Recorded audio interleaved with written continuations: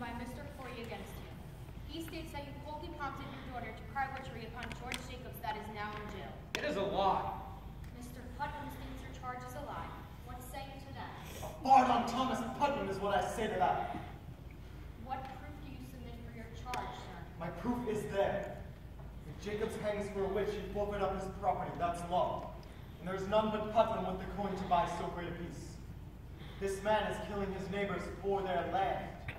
But proof, sir, proof. My proof is there. I have it from an honest man who heard Putnam say it. The day his daughter cried out on Jacobs, he said she'd given him a fair gift of land. In the name of this man. What name? In the name of the man that gave you this information. Why, I cannot give you no name. And why not? You know well why not. He'll lay in jail if I give his name.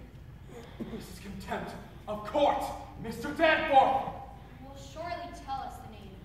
I will not give you no name, sir. I mentioned my wife's name once, and I'll burn in hell long enough for that.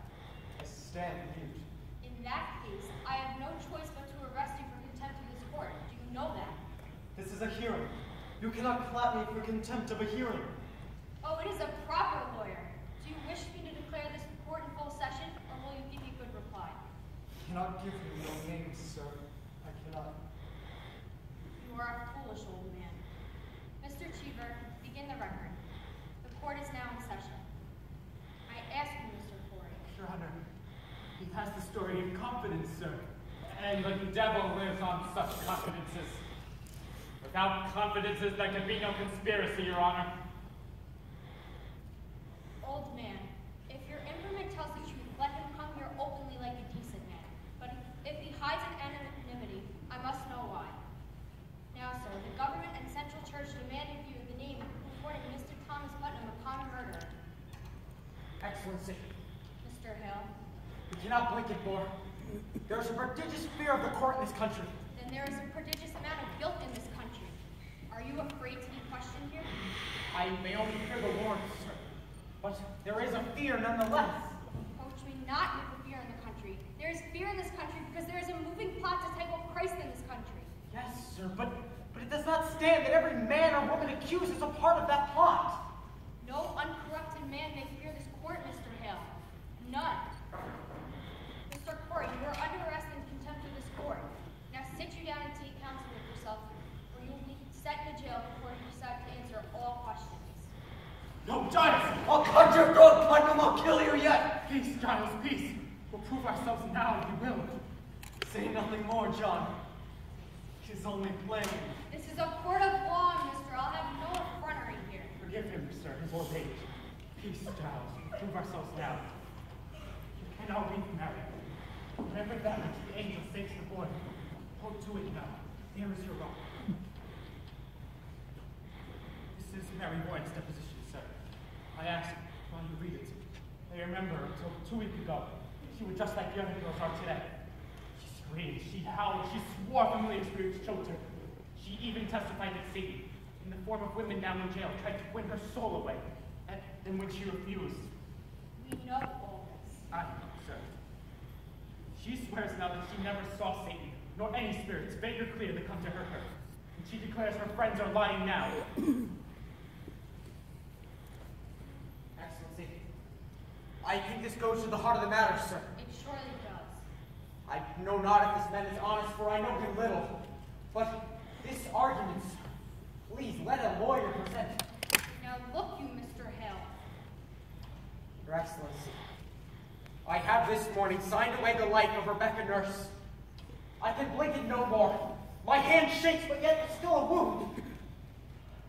Your Excellency, please, this argument, let lawyers present you. Mr. Hale, you surely do not doubt my justice. No, sir, but Mr. Hale, believe me, for a man of such terrible learning, you are most bewildered. I hope you will forgive me. I have been 32 years at the bar, sir, and should I be confounded were I called upon to defend these people? Let you consider now, and I bid you all do likewise. In an ordinary crime, how does one defend the accused? One calls up witnesses to prove his innocence. But witchcraft is ipso facto. on its face and by nature an invisible crime. Therefore, who may possibly be witness to it? The witch and the victim, none other. Now, we cannot hope the witch will confess herself, granted. Therefore, we must rely upon the victims. And the children testified. They certainly do testify. As for the witness, none more will deny that we are most eager for their confessions. Therefore, what is left for a lawyer to bring out? I think I have made my point, have I not? Yes, Your Honor. But this girl, she claims that the girls are lying. That is precisely what I am about to consider, sir. What more may you ask of me, unless you doubt I quote you? Let you consider it then. Please proceed. And let you put her heart to rest. For deposition, Mr. Parker. I should like to question. Mr. Paris, I bid you be silent. Sit you down, Mr. Parker. Mr. Cheever, will you go into the court and bring the children here? Mary Warren, how came you to this turnabout? Has Mr. Proctor ever threatened you for his deposition? No, sir. Has he ever threatened you? No, sir. Has he threatened you? No, sir. Then you tell me that you sat in my court, callously lying, when you knew that people would hang by your evidence? Answer me. Did, sir. How were you instructed in your life? Do you not know that God damns all liars, or is it just now that you lie? No, sir. I'm with God now. You are with God. Aye, sir. I will tell you this. You were either lying in the